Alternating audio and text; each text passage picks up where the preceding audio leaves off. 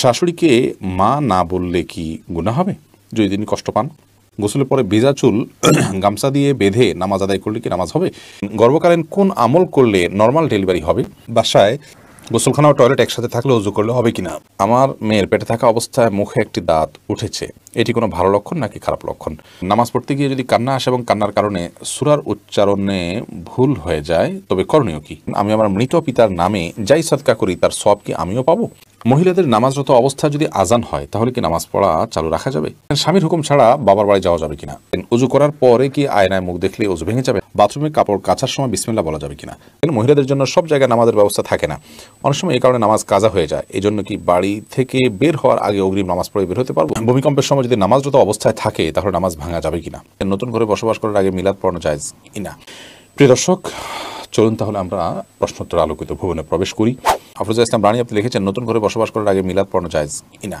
নতুন ঘরে বসবাস করার আগে কোনো মিলাদ পড়াবেন না, এরকম কোনো নির্দেশ আমাদেরকে দেয়নি। আপনি নতুন ঘরে ওঠার সময় বিসমিল্লাহ বলে আল্লাহর নাম নিয়ে উঠে যাবেন, এর জন্য আলাদা কোনো আনুষ্ঠানিকতা আপনাকে করতে হবে, কোনো বাধ্যবাধকতা নয়। হ্যাঁ, আশপাশের লোকজন বা এলাকার মানুষ কিংবা আত্মীয় স্বজনকে ডেকে আপনি দাওয়াত খাওয়াতে চান আপনার খুশি একটা উপলক্ষে, সেটা সম্পূর্ণ আপনার ব্যাপার, শরীয়তের কোনো বিশেষ নির্দেশ নাই। আর এর জন্য মিলাদের আয়োজন করতে হবে কোনো নির্দেশ ইসলাম আমাদেরকে করেনি। গোলামবার রাব্বি আপনি লিখেছেন, 8 মাস আগে আমার একটি মেয়ের সাথে বিয়ে হয়ে কিন্তু পরে জানতে পারি আমার সাথে সম্পর্কের আগে অন্য কারোর সাথে জেনা করে এবং তা সে স্বীকারও করে আমার সাথে। এখন সে অনুতপ্ত কৃতকর্মের জন্য, সে আমাকেই বিয়ে করতে চায়, আমি তাকে মানাও করতে পারছি না। এখন আমি কি করতে পারি, দয়া করে একটা পরামর্শ দিন।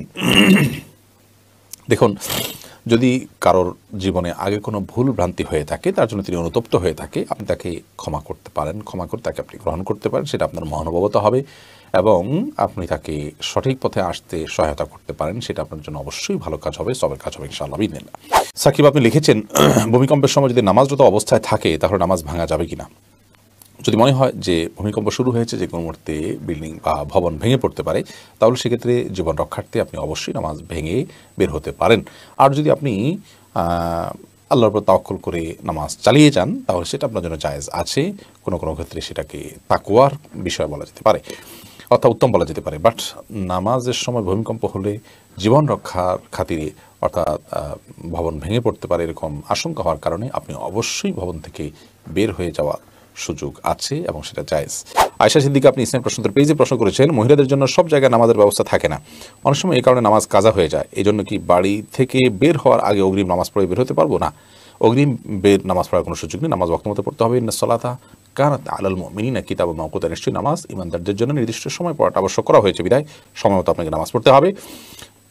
বাড়ি থেকে বের হওয়ার আগে আপনাকে অগ্রিম নামাজ পড়ার কোনো সুযোগ নেই। তবে হ্যাঁ, যেখানে যাচ্ছেন সেখানে নামাজের ব্যবস্থা যদি না থাকে আপনি ব্যবস্থা করে নেবেন, প্রয়োজনে রাস্তার এক পাশে দাঁড়িয়ে যাবেন, কোনো একটা ফাঁক ফোকর আপনি দাঁড়িয়ে যাবেন, কিন্তু আপনাকে অবশ্যই নামাজ পড়তে হবে সময় মতো। আপনি ফরাদ হোসেন আপনি লিখেছেন, বাথরুমে কাপড় কাচার সময় বিসমিল্লাহ বলা যাবে কিনা? বাথরুমে কাপড় কাচার সময় বিসমিল্লাহ বলবেন, বিশেষ করে যখন কমোডের সাথে আপনার ওই জায়গার পার্টিশন থাকবে। যদি পার্টিশন না থাকে তাহলে ওযুর সময় যেরকম মুখে বিসমিল্লাহ বলা নিষেধ, অনুচিত, মাকরুহ, ঠিক একইভাবে এখানেও মুখে বিসমিল্লাহ বলবেন না, মনে বিসমিল্লাহ বলে কাপড় কাচবেন। জারিফা জান্নাত আপনি লিখেছেন, গোসলের পরে ভেজা চুল গামছা দিয়ে বেঁধে নামাজ আদায় করলে কি নামাজ হবে? আমি একজনের কাছে শুনেছি এরকম করলে নামাজ হবে না, বিষয় কিছু বলে না, এরকম করে নামাজ হবে না এমন কোনো কথা নেই। আপনি একজন নারী হিসেবে আপনার পুরো শরীর আপনাকে ঢেকে নামাজ পড়তে হবে, শুধুমাত্র মুখমণ্ডল এবং 2 হাতের কবজি আপনি খোলা রাখবেন, এর বাইরে অন্য কোনো শর্ত নেই। আপনি গামছা দিয়ে ঢাকেন বা গামছা দিয়ে বেঁধে তার উপর দিয়ে অন্য একটা কাপড় দিয়ে ঢাকেন, কোনো অসুবিধা নেই। এরপর জেসমিন আক্তার আপনি লিখেছেন, বাসায় গোসলখানা ও টয়লেট একসাথে থাকলে ওযু করলে হবে কিনা?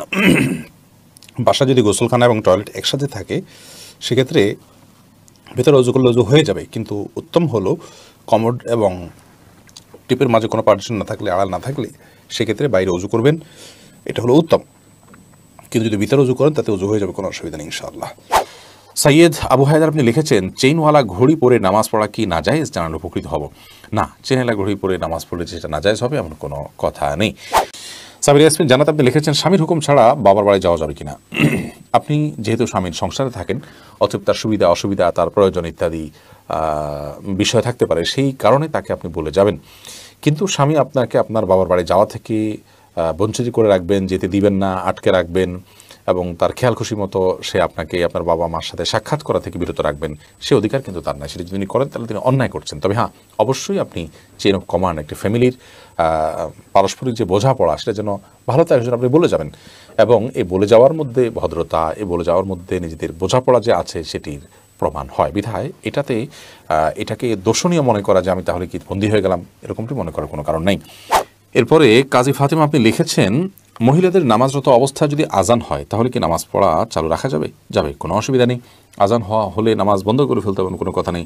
আপনি নামাজ পড়ছেন, ইতিমধ্যে আজান শুরু হয়ে গেছে, আজান মুয়াজ্জিন সাহেব দিতে থাকুক, এদিকে আপনার নামাজ আপনি কন্টিনিউ করতে থাকেন, কোনো সমস্যা নেই। মাই হামাদ আপনি লিখেছেন, গর্ভকালীন কোন আমল করলে নর্মাল ডেলিভারি হবে? গর্ভকালীন সময় এরকম কোনো বিশেষ আমলের কথা কোরআন হাদিসে বলা হয়নি যে আমল করলে নর্মাল ডেলিভারি হবে। তবে হ্যাঁ, গর্ভ যাতে নর্মালভাবে হয়, অপারেশন করতে না হয়, সেজন্য আল্লাহর রহমানের কাছে আপনি সাধারণভাবে দোয়া করতে পারেন। আর দান এবং সাদাকা এটা মানুষকে কঠিন কোনো পরিস্থিতি থেকে উত্তরের পথ দেখায়। বিধায় এরকম পরিস্থিতিতে আপনি কিছু দান সাদাকা করতে পারেন, এবং বিশেষভাবে ইস্তেগফার, দুরূদ সহ যে আমলগুলো বান্দার খুব কঠিন সিচুয়েশনে পড়লে আল্লাহ তাআলা তার জন্য বিষয়টিকে সহজ করেন, সে আমলগুলো আপনি বেশি বেশি করে করবেন, আল্লাহ তাআলার কাছে সাধারণভাবে দোয়া করতে থাকবেন। এছাড়া সুনির্দিষ্ট কোনো দোয়া বা আমল কোরআন হাদিস আমাদেরকে শেখায়নি যেটার মাধ্যমে নর্মাল ডেলিভারি হবে। এরপরে নুসরাত মাহি আপনি লিখেছেন, আমি আমার মৃত পিতার নামে যাই সদকা করি তার সওয়াব কি আমিও পাবো? আপনার মৃত পিতার নামে যে সাদকা আপনি করবেন, আশা করা যায় আল্লাহ রাব্বুল আলামিন আপনাকেও এক্সট্রা হিসাবে তার সাদকার সওয়াব দিবেন। কারণ আপনি যেহেতু পরিশ্রম করেছেন, আপনি যেহেতু কষ্ট করেছেন, আল্লাহ রাব্বুল আলামিন সেজন্য আপনাকে বঞ্চিত করবেন না। কারণ আল্লাহ রাব্বুল আলামিন কাউকে তার পরিশ্রমকে পণ্ড বা ব্যর্থ হতে দেন না, যতক্ষণ পর্যন্ত সেটি আল্লাহ সন্তুষ্টির জন্য হবে এবং সঠিক নিয়মে হবে। এরপর মোহাম্মদ মেহেদি আপনি লিখেছেন, নামাজ পড়তে গিয়ে যদি কান্না আসে এবং কান্নার কারণে সূরার উচ্চারণে ভুল হয়ে যায় তবে করণীয় কি? এতে কি নামাজ বিশুদ্ধ হবে? বিস্তারিত জানাবেন। বা মেহেদি, নামাজের মধ্যে আল্লাহর ভয়ে কান্না আসাটা খুবই ভালো জিনিস। এই নিয়ামত থেকে আমরা বেশিরভাগ মানুষ আজকাল বঞ্চিত। আমরা আল্লাহর সন্তুষ্টির জন্য ইবাদত করা এবং আল্লাহর সাথে কানেক্টেড থাকা এবং আল্লাহর স্মরণ অন্তরে এসে আল্লাহর ভয়ে, জাহান্নামের ভয়ে এবং আল্লাহর মহব্বতের চোখের পানি ফেলা, এটা তো আমরা ভুলেই গেছি আজকাল। তো এটি ভালো জিনিস। এটি করতে গিয়ে যদি সূরার উচ্চারণে ভুল হয় তাহলে এটাকে কারেকশন করে নেবেন, অর্থাৎ ভুল হয়ে গেছে কান্নার কারণে, তাহলে সেক্ষেত্রে সেটাকে আপনি দৌড়ায় নেবেন, আবার এক আয়াত পেছন থেকে পড়বেন। আর যদি আপনি পরবর্তীতে বুঝতে পারেন যে ভুল হয়ে গিয়েছিল, নামাজের পরে বুঝলেন, কিন্তু আপনি নামাজ যথেষ্ট হওয়ার মতো তেলাওয়াত করেছেন, ধরুন সূরা ফাতিহা আপনি পড়েছেন, তার সাথে আরও 2-4টি আয়াত তেলাওয়াত করেছেন, এরপর ভুল হয়েছে, তাহলে সেক্ষেত্রে আপনার নামাজ হয়ে গেছে, কোনো অসুবিধা নেই ইনশাআল্লাহ বিইذনিল্লাহ। এরপরে কবির হোসেন আপনি লিখেছেন, শাশুড়িকে মা না বললে কি গুনাহ হবে যদি তিনি কষ্ট পান? শাশুড়িকে মা বললে তো গুনাহ হবে না, কারণ এটা তো আপনি গর্ভধারণকারিণী মা হিসাবে তাকে আপনি মা সম্বোধন করছেন, এটা সম্মানসূচকভাবে মা হিসাবে আপনি তাকে আখ্যায়িত করছেন। কারণ আপনি আপনার মায়ের নাম যেখানে সেখানে লিখতে হয়, সেখানে শাশুড়ির নাম কোথাও লেখেন না, তার মানে আপনি তাকে আপনার গর্ভধারণকারিণী মা হিসাবে স্বীকৃতি দিচ্ছেন না, বিধায় তাকে মা বলাতে কোনো অসুবিধা নেই। আর যদি মা বললে তিনি কষ্ট পান, তাহলে সেক্ষেত্রে এরকম তো হওয়ার কথা নয়। যদি এরকম হয় তাহলে সেক্ষেত্রে আপনি বলবেন না। আপনি লিখেছেন প্রশ্নে, শাশুড়িকে মা না বললে কি গুনাহ হবে? না বললে তো কোনো গুনাহ হবে না। আপনি প্রশ্ন করার কথা যে মা বললে কি গুনাহ হবে কিনা, না বললে তো গুনার কিছু না। আপনি শাশুড়িকে আন্টি বলেন বা অন্য কিছু বলেন, তাতে কোনো অসুবিধা নেই। এরপর আমির হামজা আপনি ইউটিউব চ্যানেলে আমাদের প্রশ্ন করেছেন, আমার মেয়ের পেটে থাকা অবস্থায় মুখে একটি দাঁত উঠেছে, এটি কোনো ভালো লক্ষণ নাকি খারাপ লক্ষণ? সন্তান গর্ভে থাকা অবস্থায় যদি মুখে দাঁত উঠে, সেটা কোনো খারাপ বা ভালো লক্ষণ নয়। এটার ডাক্তারি কোনো ব্যাখ্যা আছে কিনা সে ব্যাখ্যা আপনি জানার চেষ্টা করবেন। এর বাইরে এটাকে অন্তত কুলক্ষণ মনে করার কোনো সুযোগ নেই, কারণ ইসলাম আসলে কোনো কুলক্ষণে বিশ্বাস করে না।